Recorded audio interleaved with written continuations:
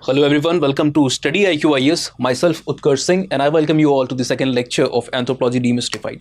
Now, in the last lecture we have covered the topic what is anthropology, to trace the historical development, terms कहाँ से आए, coin किसने किया उस term को, रूट्स क्या है और डेवलपमेंट किस प्रकार से हुई, इन सारी चीज़ों के बारे में हमने पढ़ा। इस लेक्चर में, सेकंड लेक्चर में, हम ब्रांचेस और स्कोप के बारे में काफ़ी समराइज वे में पढ़ने वाले हैं। अब बैचेस के अंदर में हमारे पास काफ़ी टाइम रहता है तो हम एक्सपांड करते हैं होराइजन को, बट यहाँ पर 9 मिनट का समय और विदाउट 1 सेकेंड को हम वेस्ट किए हुए आगे बढ़ते हैं। देखिए, जब भी हम ब्रांचेस की बात करते हैं तो यहाँ पर 4 मेजर ब्रांचेस एंथ्रोपोलॉजी के अंदर में आ जाती हैं।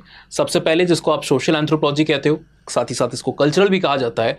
कई सारी कंट्रीज़ में इसको post colonial, post world war time frame में एक नया टर्म आया जिसको आप कहते हो सोशियो कल्चरल एंथ्रोपोलॉजी। दूसरी ब्रांच आपकी है फिजिकल और बायोलॉजिकल एंथ्रोपोलॉजी, तीसरी लिंग्विस्टिक और चौथी आर्कियोलॉजिकल एंथ्रोपोलॉजी। ना कभी कभी हम इस डिस्टिंक्शन को भी मेंटेन करते हैं, डिस्कस करते हैं कि डेवलपमेंट किस प्रकार से ये डिस्टिंक्शन आया। जैसे सोशल और कल्चरल को अगर आप देखोगे तो ये 2 सेपरेट पैराडाइम्स आपको देखने को मिल रहे हैं। ब्रिटिश एंथ्रोपोलॉजी के अंदर में जो टर्म है वो सोशल एंथ्रोपोलॉजी अक्सर यूज़ किया जाता है, जबकि आप अमेरिकन एंथ्रोपोलॉजिस्ट को देखोगे तो cultural term is more rooted in their lexicon. India के संदर्भ में अगर आप बात करोगे तो हमारे यहाँ जब तक कॉलोनियल रिजीम था, social anthropology was the key term that was used. NK. Bose से लेकर के डी.एन. मजुमदार साहब की किताबें या फिर जितने भी और भी स्कॉलर्स हैं 80s 90s तक भी कई सारे स्कॉलर्स, क्योंकि उनकी पढ़ाई उस तरीके से हुई थी, शिक्षा उस तरीके से हुई थी, तो टर्म सोशल एंथ्रोपोलॉजी ज़्यादा यूज़ होता था। ठीक है, माखन झा साहब की किताब, डी.एन. मजुमदार साहब की किताब के टाइटल्स आप पढ़ते हो, रिकमेंडेड रीडिंग होती है आपके लिए, इंट्रोडक्शन टू सोशल एंथ्रोपोलॉजी, है ना। तो यहाँ पर आप इस टर्म को देखते हो। पर आज के समय में खासकर 90s के बाद, for that matter some of the textbook even after the Second World War, post colonial regime देखने को हमें मिली जहाँ पर टर्म सोशियो कल्चरल यूज हुआ। सिमिलरली ब्रिटेन में एक जो ट्रेंड था वो फिजिकल टर्म को यूज़ करने का था, जबकि अमेरिका में बायोलॉजिकल टर्म यूज होता था। अब ये जो मेजर रीजन्स हैं, ये 4 मेजर ब्रांचेस हैं और इन 4 ब्रांचेस का जो सिंथेसिस है, इनका जो इंटीग्रेशन या कन्वर्जेंस है, वो एंथ्रोपोलॉजी की होलिस्टिक अप्रोच को हाईलाइट करता है कि ह्यूमन को अगर पढ़ना है तो उसको टुकड़ों में मत पढ़िए कि सिर्फ उसके सोशल एस्पेक्ट को पढ़ लो, वो तो सोशियोलॉजी भी पढ़ लेगा। सिर्फ उसके फिजिकल एस्पेक्ट को पढ़ रहे हो, वो तो लाइफ साइंसेस भी पढ़ लेगा। सिर्फ उसके आर्कियोलॉजिकल एस्पेक्ट को पढ़ रहे हो, है ना, वो तो हिस्ट्री भी पढ़ लेगा। इन जनरल जो आर्कियोलॉजी है वो भी पढ़ लेगी। सिर्फ आप उसके लिंग्विस्टिक या जो भाषा का आधार है उसको पढ़ रहे हो, वो तो भाषा शास्त्री भी कर लेंगे। अगर इंसान को टोटलिटी में समझना है तो इनके बीच में हमें कन्वर्जेंस लाना होगा। टुकड़ों में ना पढ़ करके, पार्ट्स में ना पढ़ करके, होल ह्यूमन बीइंग को आपको पढ़ना होगा। कई बार ये टर्म सुन के बच्चों को डर लगता है कि क्या यहाँ पर हम मेडिकल साइंस भी पढ़ेंगे, जूलॉजी नहीं, हम जनरल बेसिक अंडरस्टैंडिंग करते हैं। एंथ्रोपोलॉजी को एक मल्टीफिसिटेड सब्जेक्ट के तौर पे, डिसिप्लिन के तौर पे देखा जाता है और एक मल्टी डिसिप्लिनरी अप्रोच को यहाँ पर अपनाता है। यानी कि हमें कोई झिझक नहीं है कि कोई सब्जेक्ट के अंदर में there is a expertise. For example, if sociologist are having certain expertise in certain dimension of the human society, तो हमें कोई झिझक नहीं है कि हम उनसे कोई कंट्रीब्यूशन को इनकॉर्पोरेट करें। फॉर दैट मैटर, हम टेलकट पार्सन से लेकर के इमाइल दरखाइम और भी कई सारे जीएस घूरे जैसे स्कॉलर जो कि कोर सोशियोलॉजिस्ट स्कॉलर है, ऑल्दो उनके कंट्रीब्यूशन एंथ्रोपोलॉजिकली भी रेलिवेंट है, बट हम उनको पढ़ते हैं, है ना। तो ये चीज़ आपको देखने को मिलती है ओपन आर्म्स के साथ। जैसे शाहरुख खान अपने सिग्नेचर मूव को दिखाते हैं, उस तरीके से सब्जेक्ट की जो बाहें हैं, जो आर्म्स हैं, वो हमेशा खुले हुए होते हैं। आप इनवाइट करते हो हर तरीके के थॉट्स को, जितनी भी नॉलेज है we are ready to accept it, है ना। क्यों? ताकि हम better understanding of the human कर सके, जो कि at the centre of anthropological inquiry है। नाउ, इन 4 ब्रांचेस के अलावा कुछ स्कॉलर्स ने कहा है रिसेंट टाइम्स में, लाइक 40s, मिड 40s के बाद खास करके, कि एक 5th ब्रांच भी एंथ्रोपोलॉजी की है जिसको आप अप्लाइड एंथ्रोपोलॉजी कहते हो।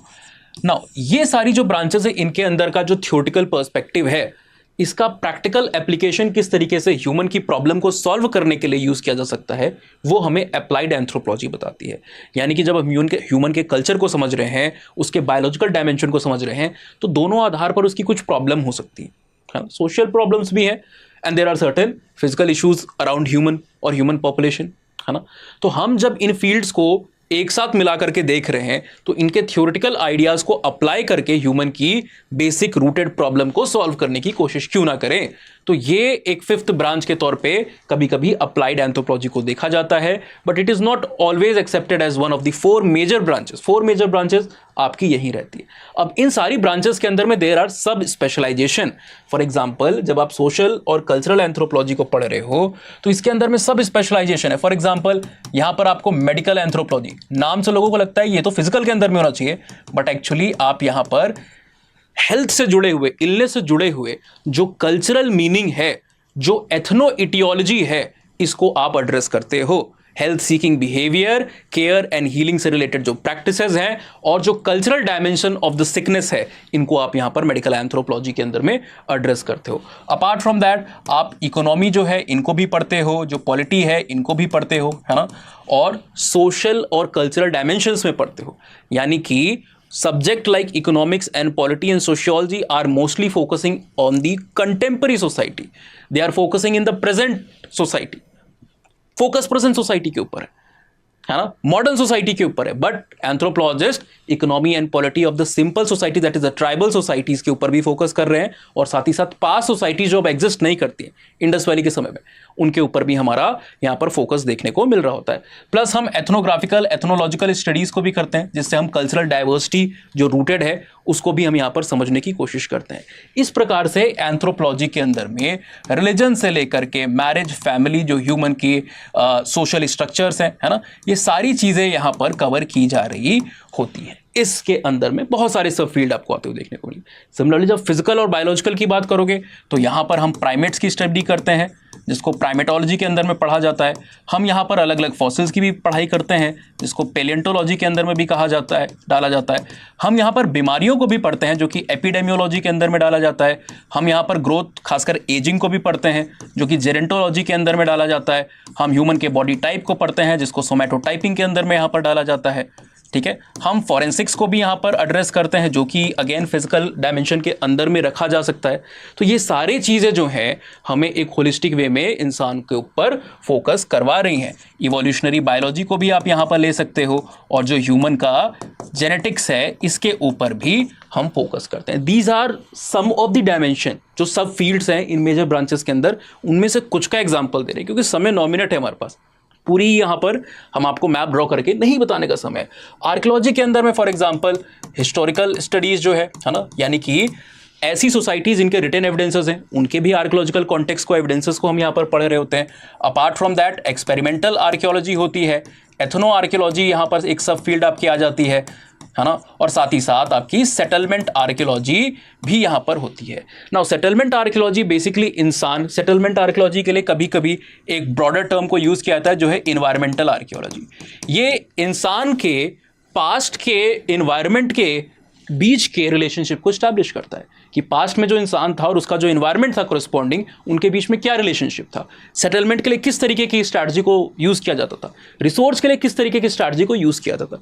सिमिलरली एथनो आर्कियोलॉजी में आप प्रेजेंट सोसाइटीज़ को पढ़ करके पास्ट सोसाइटीज़ के एविडेंसेस, पास्ट सोसाइटी के बिहेवियर और एक्टिविटी पैटर्न को समझने की कोशिश कर रहे हो। एक्सपेरिमेंटल में आप टूल टेक्नोलॉजीज किस तरीके से मैन्युफैक्चर होती थी, है ना, जो हाउ वाला एस्पेक्ट है उसके ऊपर आप फोकस कर रहे हो। ठीक है, हिस्टोरिकल के अंदर में मैंने आपको पहले बात बता दी। नाउ लिंग्विस्टिक के अंदर में भी पहला तो आपका है जो हिस्टोरिकल लिंग्विस्टिक्स है, इसके अंदर में लैंग्वेज, उसके synthesis, development, origin plus structure के ऊपर में फोकस किया जाता है। देन आपकी एथनो लिंग्विस्टिक है, कल्चरल कॉन्टेक्स्ट ऑफ लैंग्वेज, और साथ ही साथ आपका सोशियो लिंग्विस्टिक, जो कि सोशल कॉन्टेक्स्ट ऑफ लैंग्वेज को बताता है। नाउ एंथ्रो का स्कोप क्या है, क्या इसके फायदे हैं? देखिए, एंथ्रो का स्कोप शुरुआत में काफ़ी लिमिटेड था, प्रिमिटिव सोसाइटी की स्टडी तक, सिंपल सोसाइटीज़ और जो ह्यूमन का एक बायोलॉजिकल डायमेंशन है, स्कल्स को पढ़ रहे थे ब्लूम एंड बैक जैसे स्कॉलर्स, कि अलग अलग रेसेस के किस तरीके से वेरिएशन होते हैं। तो रेशियल स्टडीज़ हो रही थी, ह्यूमन के फिजिकल और बायोलॉजिकल प्लस कल्चरल वेरिएशन को पढ़ा जा रहा था, अलग अलग ट्राइब की प्रैक्टिसेस और ह्यूमन के बीच में रेशियल डिफरेंसेस, दोनों क्या हैं, ये वेरिएशन की स्टडी है। लेकिन बाद में स्कोप एक्सपांड होते रहा। आज हम ह्यूमन इवोल्यूशन डाइवर्सिटी को तो पढ़ते ही हैं, बट पब्लिक पॉलिसी के अंदर में, डेवलपमेंट के अंदर में भी कंट्रीब्यूट करें और डेवलपमेंट को क्रिटिकली भी देखते हैं। साथ ही साथ बिजनेस, इंडस्ट्री से लेकर के मैनेजमेंट, यहाँ पर भी योगदान है। एक फील्ड है म्यूजियोलॉजी जो है, कल्चरल रिसोर्स मैनेजमेंट यानी कि CRM, ये भी हम यहाँ पर देख रहे होते हैं। एडवोकेसी और social justice, like we want to be the voice of the voiceless, जो खुद अपनी बात नहीं रख पाते हैं, सिंपल सोसाइटीज, मार्जिनलाइज कम्युनिटीज, उनके लिए एडवोकेसी से लेकर के जो पॉलिसी मेकिंग है, इसमें भी एंथ्रोपोलॉजिस्ट का रोल है। लीगल से लेकर के फॉरेंसिक में भी यहाँ पर रोल है। हम ग्लोबलाइजेशन की प्रोसेसेस, उनका इम्पैक्ट क्या है दुनिया भर की सोसाइटीज़ पे, कंटेम्प्रेरी सोसाइटीज़ पे, सिंपल और मॉडर्न सोसाइटीज़ पे। अर्बन लैंडस्केप्स को भी हम पढ़ते हैं, ट्राइबल कम्युनिटीज़ को भी पढ़ते हैं, साथ ही साथ ट्रांसनेशनल स्टडीज़ भी हम करते हैं। आज के समय में world is a small village, तो इस विलेज में क्या कनेक्शन है उसको भी एनालाइज आप करते हो। अपार्ट फ्रॉम दैट, जो डिजिटल और मीडिया है, इंसान का एग्जिस्टेंस आज सिर्फ दुनिया भर में आप कहते हो फिजिकली नहीं रह गया, एक डिजिटल स्पेस के अंदर में भी ह्यूमन है और उसका एक अलग बिहेवियर कई बार देखने को मिलता है। तो डिजिटल स्पेस मीडिया के अंदर में भी हम कई बार डिजिटल मीडिया एंथ्रोपोलॉजी के स्कोप को हाईलाइट करते हैं। इसी तरीके से यहाँ पे तो 9 मिनट का आइडिया है, लेकिन अगर डिटेल में चीज़ों को आपको पढ़ना है तो हमारे बैचेस अराउंड 5th 6th से स्टार्ट हुए। 5 अगस्त को ये बैच क्लोज हो जाएंगे। आपके पास अभी भी मौका है, 14999 में US लाइव का कोड लगा करके आप टेस्ट सीरीज, लाइव क्लासेस और रिकॉर्डेड लेक्चर्स के अंदर में एनरोल कर सकते हो। This is the high time. अगर 25 और 26 टारगेट है तो इसके बाद आपको ज़्यादा समय नहीं मिलेगा। डिस्काउंट के लिए अगर आपको पता करना हो कि मैक्सिमम डिस्काउंट क्या हो सकता है, काउंसलिंग चाहिए हो, या फिर अगर आप एंथ्रोपोलॉजी या किसी भी और ऑप्शन के लिए कंफ्यूज हो कि क्या ऑप्शन लेना चाहिए, तो ये आईडी मुझसे कम्युनिकेट करने के लिए। इंस्टा चलाते हो तो ऊपर वाली आईडी, इंस्टा नहीं चलाते हो तो नीचे ईमेल आईडी आप दिए हुए।